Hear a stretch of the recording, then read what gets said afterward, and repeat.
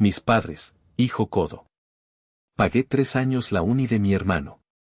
Los choqué al irme tras descubrir su. Si aún no estás suscrito al canal, haz clic en el botón de suscripción y activa la campanita para no perderte ninguna de nuestras historias. Tu apoyo significa todo para nosotros. Si esta historia te parece interesante, déjale un like. También me encantaría saber de qué ciudad eres, déjanos el nombre de tu ciudad en los comentarios. Ahora, empecemos con la historia. Hay un tipo de silencio que grita más que cualquier insulto. Ese era el silencio en mi casa cada vez que yo hacía algo por mí, después de haberles dado hasta lo que no tenía. Hoy, respiro un silencio diferente, el de la paz, pero llegar aquí fue un infierno que duró 3 largos años, casi 4. Me llamo Mateo, tengo 32 años ahora, pero esta pesadilla comenzó cuando tenía 28 y acababa de conseguir un puesto bastante bueno como ingeniero de software. No me hacía millonario, pero me daba para vivir bien, para mis gustos, y hasta para ahorrar un poco.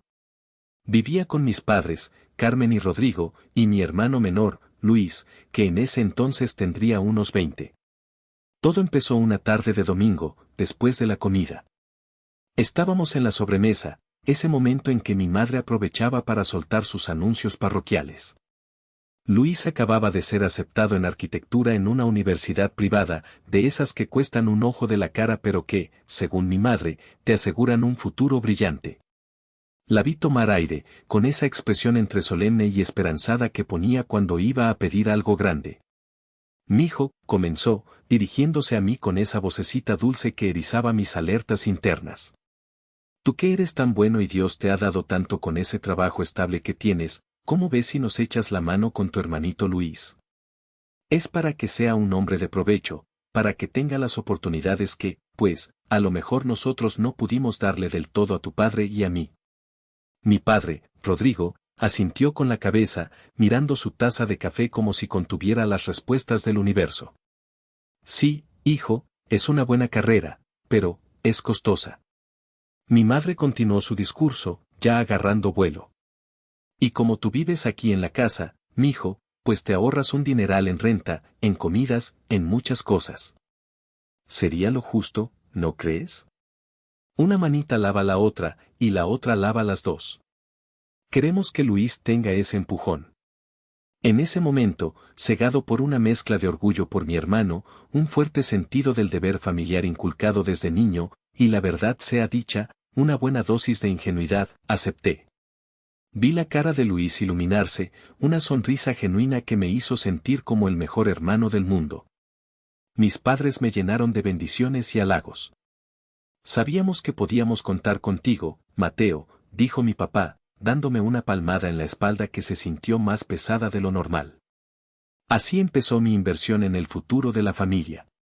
Cancelé el diplomado en desarrollo móvil que quería empezar, el enganche para un coche seminuevo que estaba ahorrando se fue al limbo. Los primeros meses, todo fue miel sobre hojuelas. Luis me mandaba fotos de sus primeras maquetas, hablaba con entusiasmo de sus clases. Yo me sentía bien, útil, cumpliendo. Pero la luna de miel no duró. Un sábado, después de meses de no comprarme nada que no fuera estrictamente necesario, decidí darme un gusto, unos tenis deportivos nuevos, porque los míos ya pedían esquina. Llegué a casa con la caja, y la primera en verla fue mi madre. Su sonrisa se borró. ¡Ay, Mateo!, suspiró, dejando la cuchara con la que probaba la sopa sobre la estufa. ¿Otros tenis? ¿Con lo que cuestan esas cosas? ¿Ya le diste a tu hermano para sus plotters? Me dijo que anda necesitándolos con urgencia. Esa fue la primera vez que escuché la palabra codo aplicada a mí, aunque no la dijo directamente. Fue una insinuación, un cambio en su tono, una mirada de reojo. Pero el mensaje fue claro. Mis necesidades eran secundarias, lujos innecesarios frente a las necesidades imperantes de la carrera de Luis. Y así comenzó el desfile de comentarios. Si salía con mis amigos, cosa rara, porque prefería ahorrar, al regresar encontraba caras largas. Muy divertido, Mateo. Qué bueno que algunos sí pueden distraerse, decía mi madre con un deje de reproche. La justificación era siempre la misma, yo no pagaba una renta formal. Pero la realidad era que mis contribuciones a la casa eran sustanciales. Cada quincena, yo hacía el súper completo, y no cualquier cosa, sino del bueno, no cochinadas, como exigía mi madre. Yo pagaba el paquete de internet de alta velocidad, esencial para que Luis investigue y haga sus tareas. Las plataformas de streaming para el entretenimiento familiar también corrían por mi cuenta. Si se descomponía la licuadora o el microondas, adivinen quién lo pagaba. Pero como no les entregaba un fajo de billetes en un sobre con la etiqueta renta, para ellos, yo era un arrimado, un gorrón que tenía la obligación moral de compensar su generosidad financiando a Luis. Y ay de mí si insinuaba lo contrario. La trampa dorada se había cerrado sobre mí, y yo, tontamente, había ayudado a construirla. Los siguientes 2 años se convirtieron en una rutina gris y desgastante. Mi vida social se redujo a casi nada. Mis compañeros de trabajo organizaban salidas los viernes, alguna carne asada los sábados, yo siempre tenía una excusa. Tengo que ahorrar, estoy un poco cansado, eran mis respuestas habituales. La verdad era que el sueldo, aunque bueno, apenas me alcanzaba para cubrir mis gastos personales básicos, los de la casa que me tocaban y la cada vez más abultada cuenta de la inversión Luis. Cualquier pequeño lujo, cualquier capricho, estaba fuera de discusión. Comía en mi escritorio la mayor parte de los días, recalentados que llevaba de casa, mientras mis colegas pedían comida o salían a restaurantes cercanos. Cada peso contaba. Mientras tanto, la vida estudiantil de mi hermano Luis parecía sacada de una serie de televisión. Al principio eran solo los materiales de arquitectura, que si el respirador especial, que los estilógrafos importados, que las impresiones a gran formato. Luego empezaron los gastos de integración con los compañeros, las visitas obligatorias a obras importantes en otros estados, los congresos indispensables para su formación. Su cuenta de Instagram, que yo veía de reojo de vez en cuando, porque para eso sí alcanzaba el internet que yo pagaba, se llenaba de fotos en bares de moda con sus amigos. En pueblitos mágicos durante supuestos viajes de estudio, o presumiendo la nueva tablet que, según él, era esencial para sus renders. Yo me partía el lomo trabajando horas extras siempre que podía, buscando proyectos freelance en mis escasos tiempos libres para tener un respiro económico, mientras Luis parecía vivir una eterna primavera universitaria. Financiada por mi sudor. Y mis padres, claro, lo aplaudían todo. ¡Qué dedicado es tu hermano! Y mira cuántas cosas hace por su carrera, decía mi madre con orgullo, mostrándome alguna foto de Luis en un evento que a mí me parecía más social que académico. Un día, particularmente frustrado por mi situación financiera y profesional estancada, encontré en línea un diplomado en una nueva tecnología de programación. Era una oportunidad de oro para actualizarme, para aspirar a un mejor puesto, quizás incluso para buscar trabajo en una empresa transnacional. El costo era accesible si lo pagaba en mensualidades. Contento, lo comenté durante la cena, esperando quizás un poco de aliento. Un diplomado, dijo mi padre, Rodrigo, después de un largo sorbo a su agua de Jamaica. Hizo una pausa, como calculando algo en su cabeza. Hijo, suena bien, muy bien, pero, ¿estás seguro que es el momento adecuado? Luis va a entrar a una etapa de la carrera que, según me cuenta, requiere mucho material caro, maquetas muy elaboradas. No quisiéramos que por tus planes, él se pudiese atrasar o tener alguna carencia. Mi madre remató la faena, como siempre. Exacto, Mateo. Tu padre tiene toda la razón. Hay que establecer prioridades. Lo tuyo puede esperar perfectamente. Ya tienes un trabajo estable, gracias a Dios. Ya tendrás tiempo para tus cursitos cuando Luis sea un gran arquitecto, en parte gracias a tu apoyo. ¿No te daría gusto? Sentí una punzada fría de resentimiento en el pecho, una amargura que me subió por la garganta. ¿Mis planes? ¿Mis cursitos? Así de insignificante era mi desarrollo profesional para ellos. Callé, como tantas otras veces. Asentí con la cabeza y cambié de tema. Pero esa noche, algo dentro de mí empezó a sentirse diferente, una pequeña grieta en la fachada de hijo obediente y comprensivo. Fue por esa época que empecé a salir con Sofía. Ella era diseñadora gráfica freelance, una mujer inteligente, con los pies bien puestos sobre la tierra y una capacidad increíble para ver a través de las fachadas. Al principio, yo era reacio a contarle los detalles de mi situación familiar, me daba vergüenza, supongo.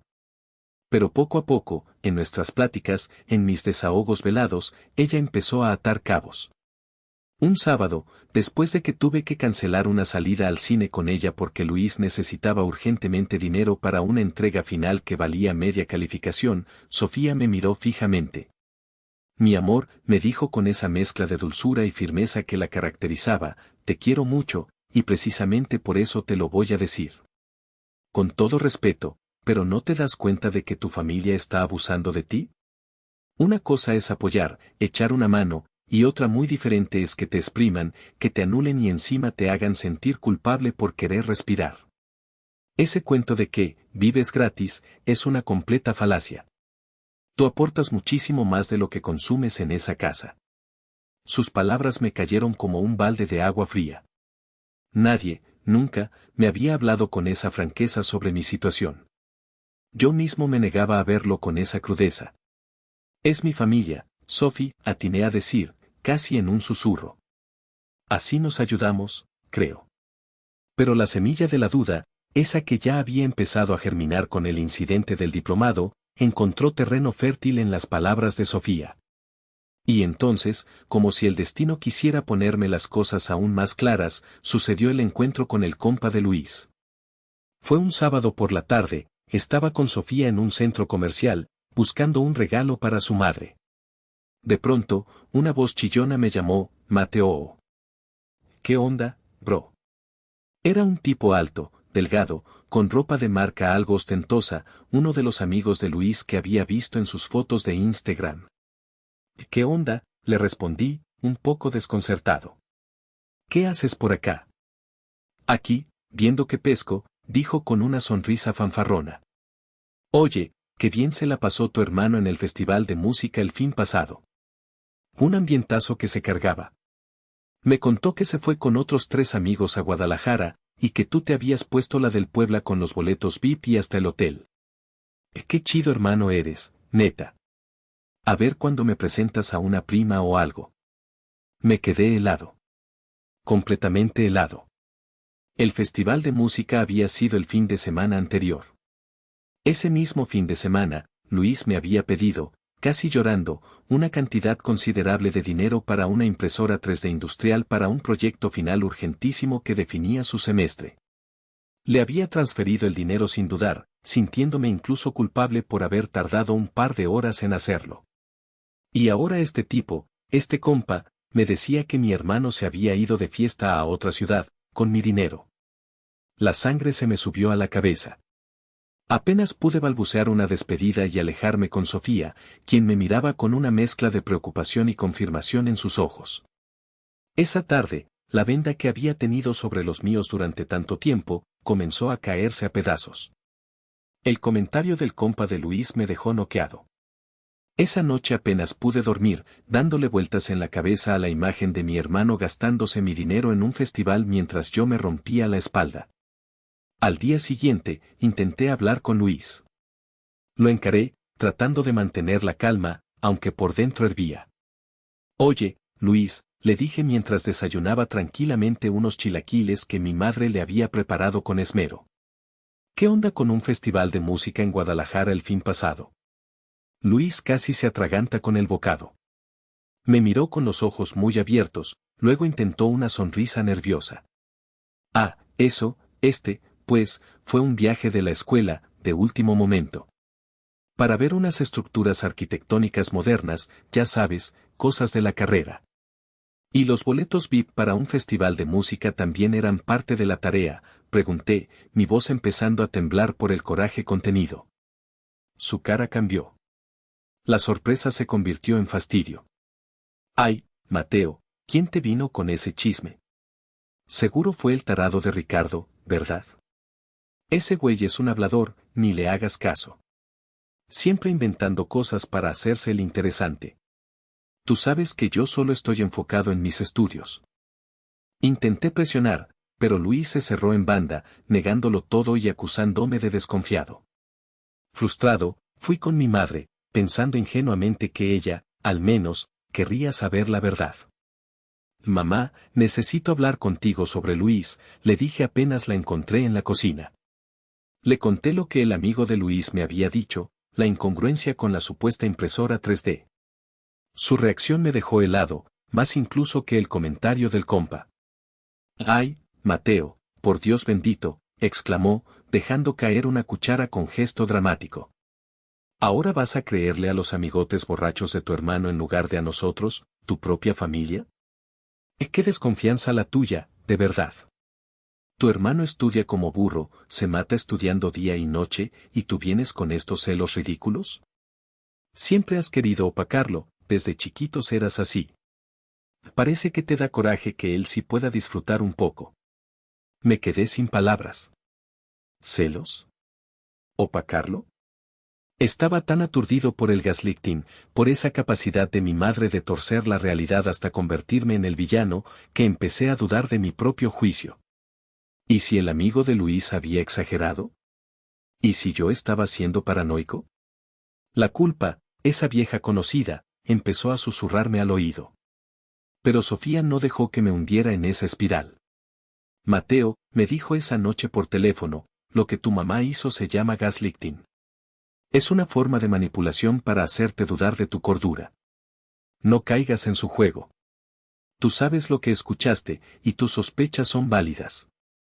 La visita de mi tía Elena, la hermana de mi madre, unas semanas después, no hizo más que añadir sal a la herida.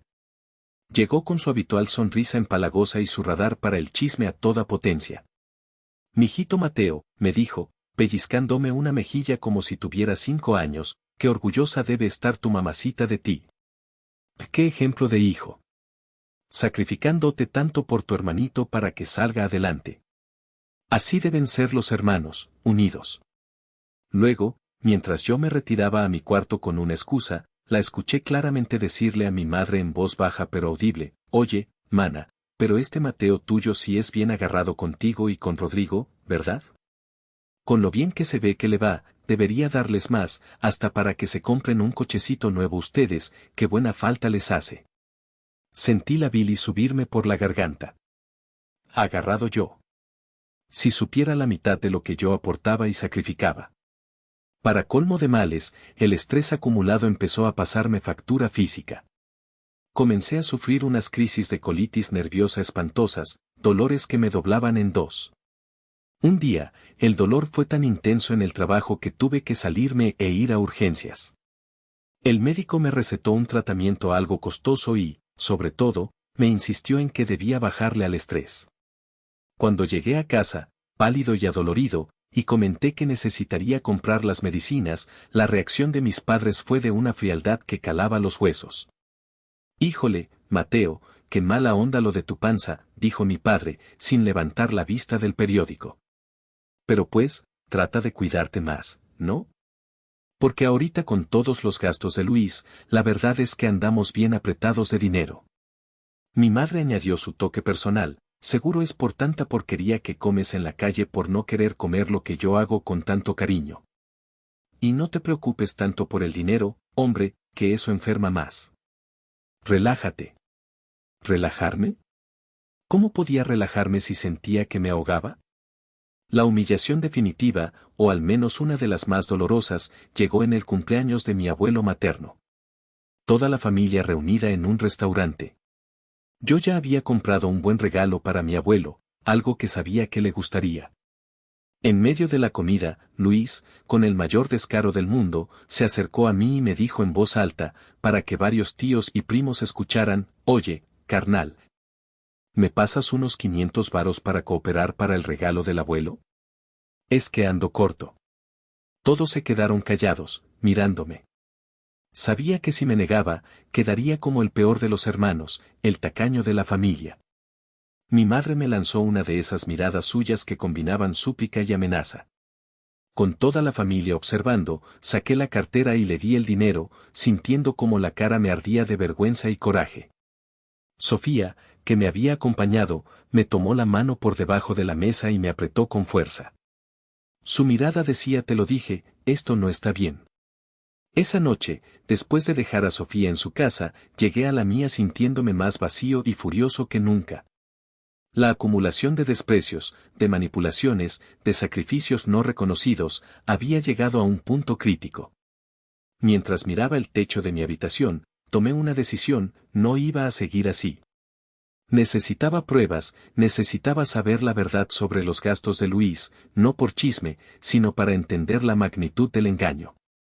Recordé que Luis a veces usaba la vieja laptop familiar que estaba en el pequeño estudio de la casa. Quizás, solo quizás, encontraría algo allí. Una pequeña, desesperada esperanza de confirmar que no me estaba volviendo loco. La idea de hurgar en las cosas de Luis me repugnaba, pero la sensación de estar siendo estafado y manipulado era aún peor. Un par de noches después de la humillación en el cumpleaños de mi abuelo, esperé a que todos en casa se durmieran. Con el corazón latiéndome a 1000 por hora, me deslicé sigilosamente hacia el pequeño estudio. Encendí la vieja laptop, rezando para que Luis no le hubiera puesto una contraseña nueva o no hubiera borrado todo. Recordé que Sofía me había mencionado que a veces la gente eliminaba archivos, pero no vaciaba la papelera de reciclaje o que ciertos programas guardaban copias temporales. No soy un hacker ni nada parecido, pero me defiendo con las computadoras.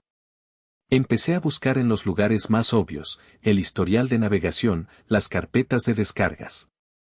Nada demasiado incriminatorio al principio, solo páginas de arquitectura, música, redes sociales. Estaba a punto de rendirme cuando se me ocurrió revisar el historial de archivos recientes de los programas de Office. Y allí estaba. Un archivo de Excel con un nombre anodino: gastos varios uni. Lo abrí con manos temblorosas. No era una lista de gastos universitarios. Era un registro detallado, mes por mes, de cómo Luis distribuía el dinero que yo le daba. Una columna decía carnal Mateo, con la cantidad que yo le transfería. Y al lado, múltiples columnas: renta departamento amigos, qué departamento, si vivía con nosotros, salidas finde, ropa y tenis, apuestas food, conciertos y festivales. Una pequeña fracción, casi insultante, estaba etiquetada como materiales escuela. Sentí un golpe helado en el estómago.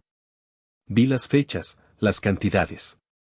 Coincidían con el dinero que yo le había dado para supuestos congresos, para libros importados, para software especializado. Vi un cargo considerable bajo viaje Cancún Semana Santa, con Pau. ¿Quién era Pau? ¿Y desde cuándo Cancún era un destino arquitectónico obligatorio? La rabia que sentí fue diferente a otras veces. Era una rabia fría, calculadora. Imprimí varias hojas de ese archivo de Excel. Luego, seguí buscando.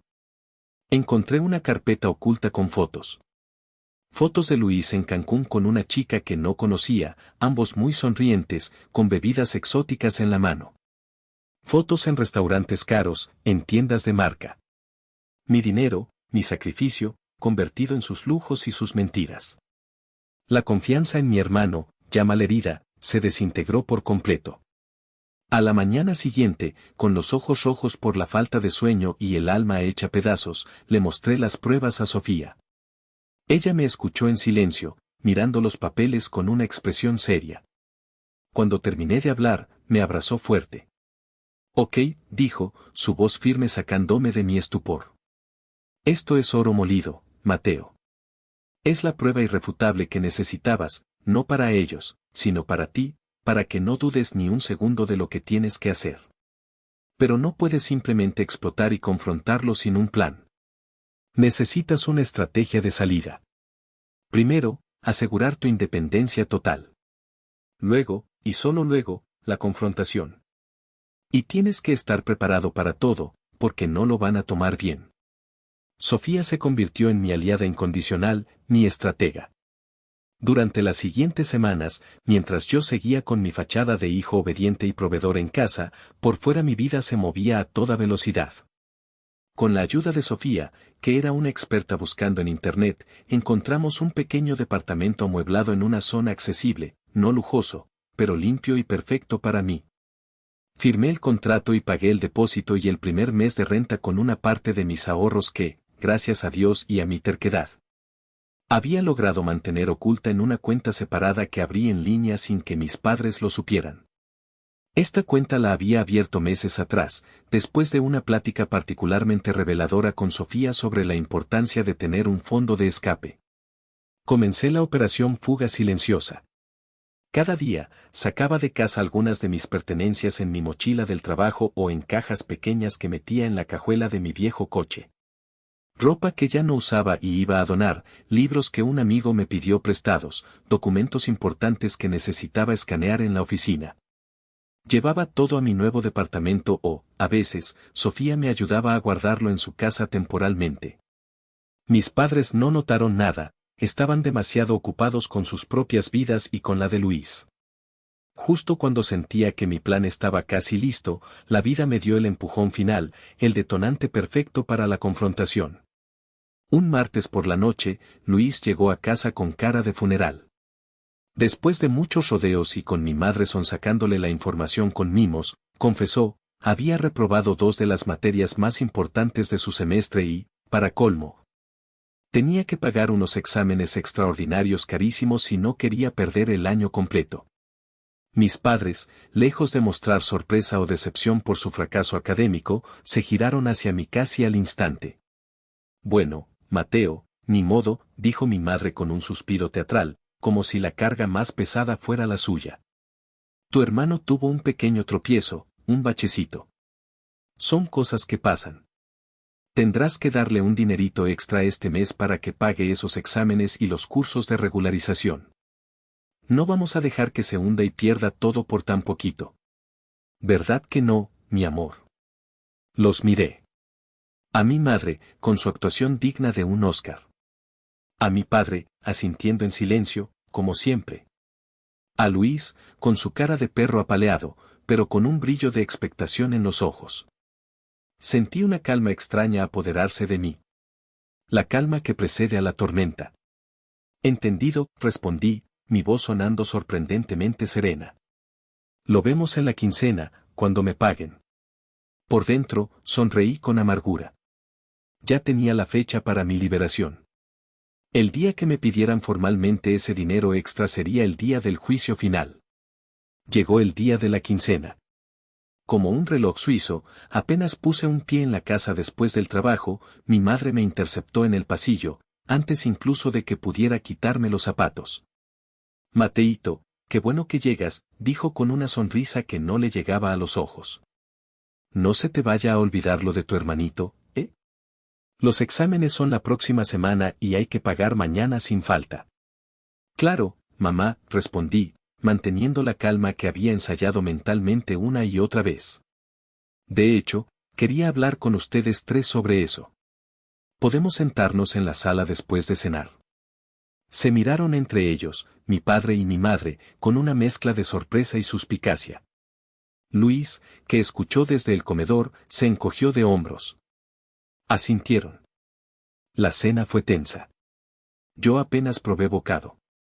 Ellos comieron con aparente normalidad, aunque noté a mi madre lanzándome miradas inquisitivas de vez en cuando.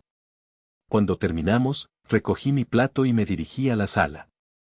Llevaba conmigo mi laptop y un sobremanila grande y abultado. Ellos me siguieron. Se sentaron en el sofá grande, mi madre en el centro, como una reina en su trono, mi padre a un lado, Luis en el otro extremo, ya revisando su celular. Yo me senté en el sillón individual, frente a ellos. Respiré hondo. El momento había llegado. Bueno, comencé, mi voz sonando más firme de lo que me sentía por dentro.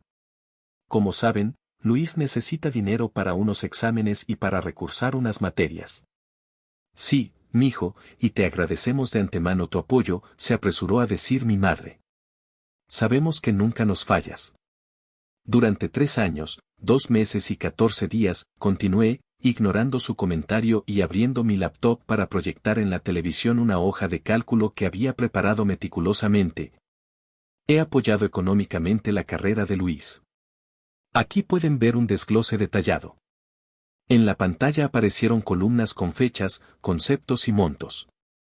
Colegiaturas, inscripciones, materiales de todo tipo, viajes de estudio, congresos, software, hardware y un largo etcétera de extras que siempre surgían urgentemente. Hice una pausa, dejando que asimilaran las cifras. Sumando también una estimación conservadora de los gastos de esta casa que yo he cubierto consistentemente: supermercado, internet, servicios, reparaciones. La cifra total que he destinado a esta familia y a la educación de Luis asciende a... Dije la cantidad exacta, un número de 6 cifras que hizo que mi padre tosiera y que a mi madre se le borrara la sonrisa. Luis levantó la vista de su teléfono por primera vez. Durante todo este tiempo, proseguí, mi voz cargándose de una emoción contenida, mientras yo hacía malabares para cubrir estos gastos, he sido consistentemente llamado codo, agarrado, egoísta y hasta mantenido. En mi propia casa. Se me ha cuestionado cada pequeño gasto personal, se han minimizado mis necesidades y se han saboteado, directa o indirectamente, mis propios planes de desarrollo profesional y personal. ¡Ay, Mateo! Ya vas a empezar con tus dramas y tus cuentas, exclamó mi madre, visiblemente irritada. Siempre sacando en cara lo que das. El dinero va y viene. Lo importante es la familia. Precisamente porque la familia es importante, es que la honestidad debería serlo también, repliqué, y fue entonces cuando tomé el sobre Manila y saqué su contenido. Eran las impresiones del archivo de Excel de Luis, las fotos de Cancún, algunos estados de cuenta de tarjetas departamentales que había logrado encontrar en la papelera de reciclaje de la laptop. Los puse sobre la mesita de centro, frente a ellos. Y mientras yo me partía el lomo trabajando y me apretaba el cinturón creyendo en la dedicación y honestidad de mi hermano, dije, mi voz ahora sí temblando un poco, pero de pura indignación, descubrí esto. Señalé los papeles. Descubrí que una parte muy considerable de ese dinero, de mi dinero, no se iba a libros ni a proyectos, sino a esto: viajes de placer, ropa de marca, cenas en restaurantes caros, salidas a antros cada fin de semana. Incluso apuestas deportivas. Luis se puso pálido como el papel. Empezó a tartamudear. Eso no es mío. Es un error. Alguien me clonó la tarjeta. Tú siempre me has tenido envidia, por eso inventas estas cosas. Mi madre se levantó de un salto, furiosa. ¿Cómo te atreves a espiar a tu hermano y a revolver sus cosas personales? Y eso es privado. Y eres un mal nacido, un mal hermano. Seguro esa noviecita tuya, esa Sofía, te metió todas esas ideas venenosas en la cabeza para separarnos. Y siempre tratando de destruir a la familia. Intentó arrebatar los papeles, pero los sujeté con firmeza. Mi padre, por una vez, pareció genuinamente afectado, o al menos confundido. A ver, cálmense todos, dijo con voz débil. Debe haber un error, una explicación lógica. Luis, hijo, explica esto, por favor. Pero Luis no pudo articular palabra. Solo me miraba con una mezcla de pánico y odio. Fue entonces cuando me puse de pie, sintiendo que un peso enorme se levantaba de mis hombros. No hay ningún error, declaré, mi voz ahora resonando con una autoridad que nunca antes había tenido en esa casa.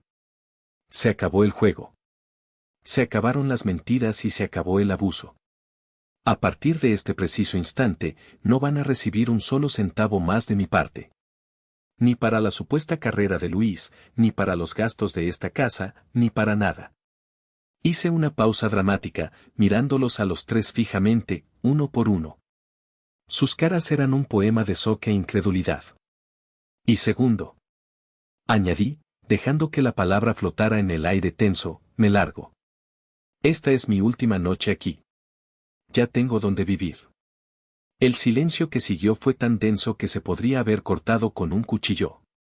Duró apenas unos segundos, pero se sintió eterno. Luego, estalló el pandemonio. Mi madre pasó del shock a la histeria en un instante. Empezó a llorar a gritos, a suplicarme, luego a maldecirme con una furia que nunca le había visto. No puedes hacernos esto, Mateo. Somos tu familia. Malagradecido. Desalmado. Después de todo lo que hemos hecho por ti, de todo lo que te hemos dado. Mi padre estaba blanco, mudo, completamente superado por la situación.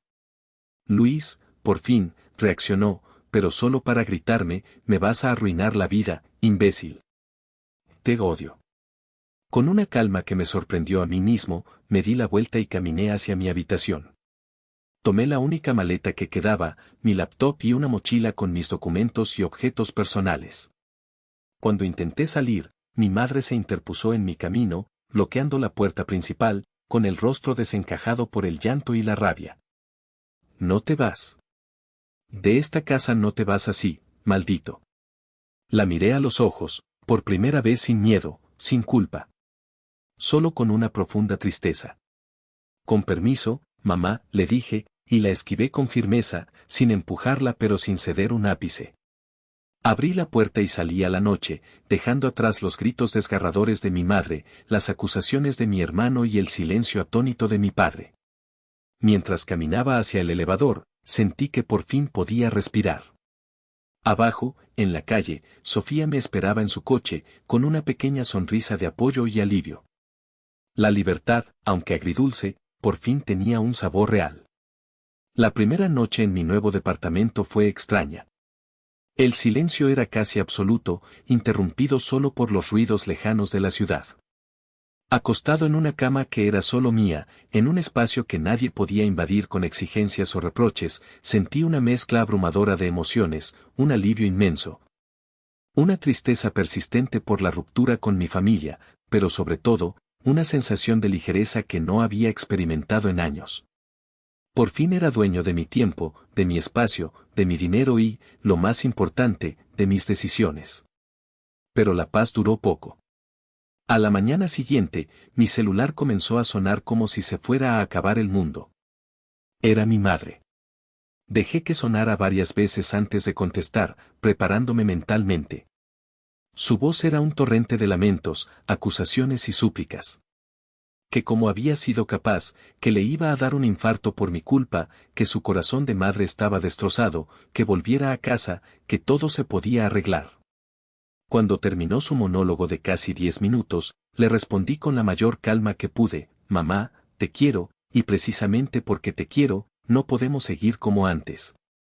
Mi decisión está tomada y no voy a discutirla más. Si quieres que hablemos de otra cosa, con gusto.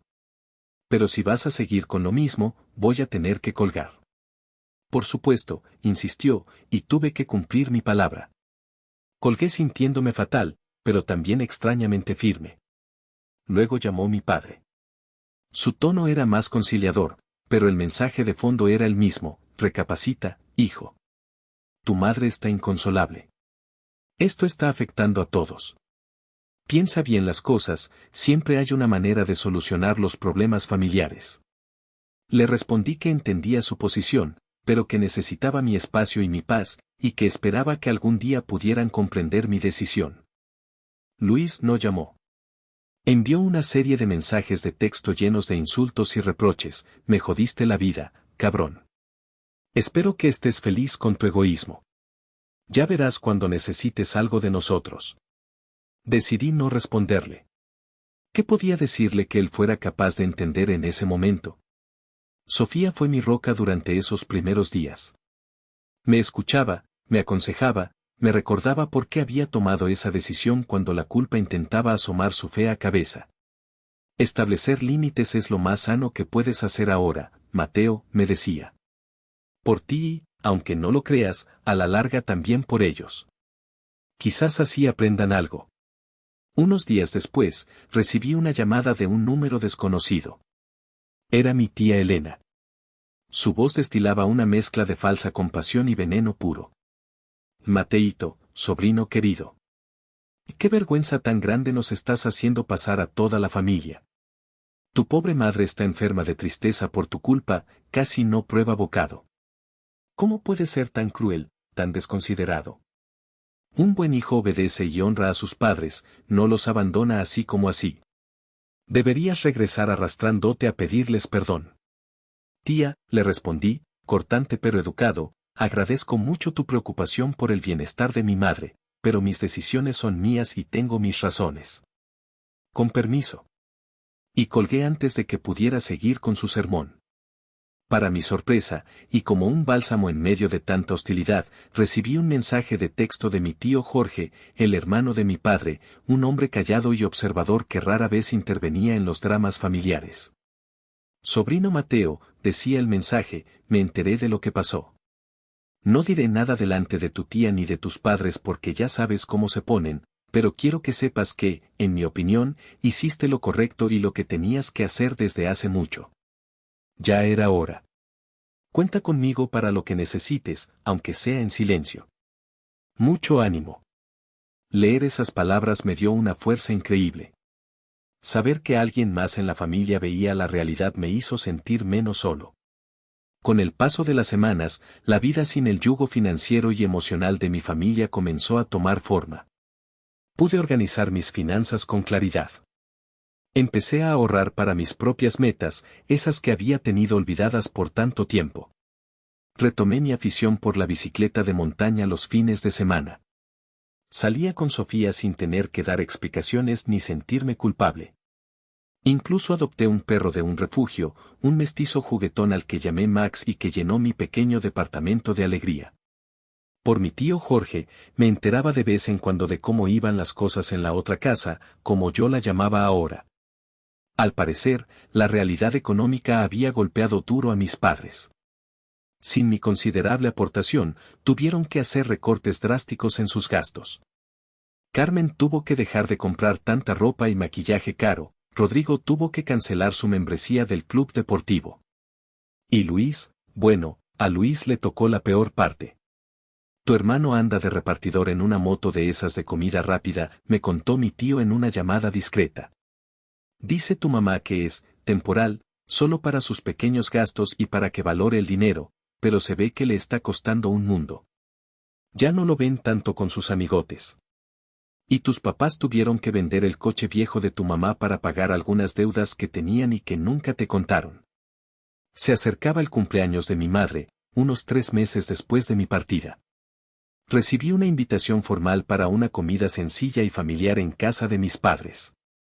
El mensaje implícito era claro, una oportunidad para limar asperezas y, seguramente, para intentar convencerme de volver al redil. Sofía me advirtió, ve preparado, Mateo. Seguramente es una emboscada emocional. Decidí ir, pero con mis condiciones claras en mente. Llegué puntual. La atmósfera era tensa, cargada de una cordialidad forzada. Después de unos minutos de conversación trivial sobre el clima y la salud de parientes lejanos, mi madre, con los ojos llorosos, comenzó su discurso. Mijito, qué bueno que viniste. Ya pensaste bien las cosas, ¿verdad? Esta casa se siente tan vacía sin ti, y tu hermano te extraña mucho, aunque no lo diga. Podríamos olvidar todo y empezar de nuevo. La interrumpí, con toda la calma y el respeto que pude reunir. Mamá, agradezco mucho la invitación y el gesto. Pero si el propósito de esta comida es que yo vuelva a la misma situación de antes, lamento decirles que eso no va a pasar. Mi decisión es final e irrevocable. Podemos intentar tener una relación cordial, si ustedes realmente quieren, pero tendrá que ser bajo términos completamente nuevos y diferentes, basados en el respeto mutuo y en la independencia de cada uno. Se levantó un murmullo. Mi padre bajó la cabeza. Luis me miró con resentimiento. Mi madre comenzó a llorar de nuevo, esta vez con más frustración que tristeza. Me mantuve firme. Comí un poco, agradecí la comida y me despedí. Sabía que el camino hacia una posible reconciliación, si es que alguna vez llegaba, sería largo y requeriría cambios profundos por parte de ellos, cambios que dudaba que estuvieran dispuestos a hacer. Pero yo ya estaba en otro camino, el de mi propia vida. En mi trabajo, sin el estrés constante y la sangría económica, empecé a destacar. Me ofrecieron liderar un proyecto importante. Mi salud mejoró notablemente. Las crisis de colitis desaparecieron como por arte de magia. Sofía y yo consolidamos nuestra relación, empezamos a hacer planes juntos, viajes cortos los fines de semana a pueblitos cercanos, disfrutando de la libertad y la compañía mutua. Unos 6 meses después de mi partida, en un giro inesperado del destino, me encontré a Luis en una tienda de conveniencia cerca de mi antiguo barrio. Estaba comprando un refresco, vestido con el uniforme de una cadena de pizzerías, notablemente más delgado y con una expresión cansada pero extrañamente más madura. Hubo un momento de tensión incómoda cuando nuestras miradas se cruzaron. ¿Qué onda?, me dijo en voz baja, casi un murmullo. ¿Qué onda, Luis?, respondí, tratando de mantener un tono neutral. ¿Cómo estás? Él se encogió de hombros. Ahí, pasándola. La chamba de repartidor es una chinga, la neta, pero pues, se aprende. Hizo una pausa, mirando el suelo. Luego, levantó la vista y me sostuvo la mirada por un segundo. Oye, Mateo, pues, supongo que tenías tus razones para hacer lo que hiciste. Fue lo más cercano a una disculpa o a un reconocimiento que jamás recibí de él, y quizás lo único que necesitaba escuchar. Asentí levemente. Cuídate, Luis. Igual, respondió. Y cada uno siguió su camino. Ha pasado más de un año desde que me fui de esa casa. Mi vida es otra, completamente. Soy un hombre diferente, más fuerte, más consciente de mi valor y de mis límites. Mi relación con mis padres es distante, por decirlo menos. Hablamos de vez en cuando por teléfono, generalmente en cumpleaños o fechas especiales, conversaciones cortas, superficiales, donde el elefante en la habitación, todo lo que pasó, nunca se menciona. Con Luis, el contacto es prácticamente nulo, aunque sé por mi tío Jorge que finalmente está estudiando en una universidad pública más modesta y trabajando en serio para pagarse sus cosas. Parece que, a la mala, tuvo que madurar. No me arrepiento de mi decisión, ni un solo segundo. Aprendí de la forma más dura que la familia también puede ser tóxica, que los lazos de sangre no dan derecho a nadie a pisotear tu dignidad ni a anular tus sueños. Y aprendí que poner límites, aunque duela y cause conflictos, es a veces el acto más grande de amor propio y, paradójicamente, la única manera de abrir la puerta a relaciones futuras más sanas. Si es que las otras personas están dispuestas a cambiar. Sanar lleva tiempo, es un proceso continuo, pero la libertad, esa sensación de ser dueño de tu propio destino, no tiene precio. Ahora, cuando miro hacia atrás, ya no siento esa rabia ardiente, ni siquiera la tristeza profunda de los primeros meses. Siento comprensión. Comprensión de que hice lo que tenía que hacer para sobrevivir y para empezar a vivir de verdad. ¿Y ustedes, los que están escuchando o leyendo esto, alguna vez han tenido que tomar una decisión así de radical con su familia, una decisión que sabían que cambiaría todo para siempre? ¿Cómo fue su experiencia? ¿Creen que hice bien, o quizás debí haber intentado salvar la relación de alguna otra manera, aguantar un poco más? Agradezco de antemano sus comentarios y sus propias historias. A veces, saber que no estamos solos en estas batallas es el mayor consuelo.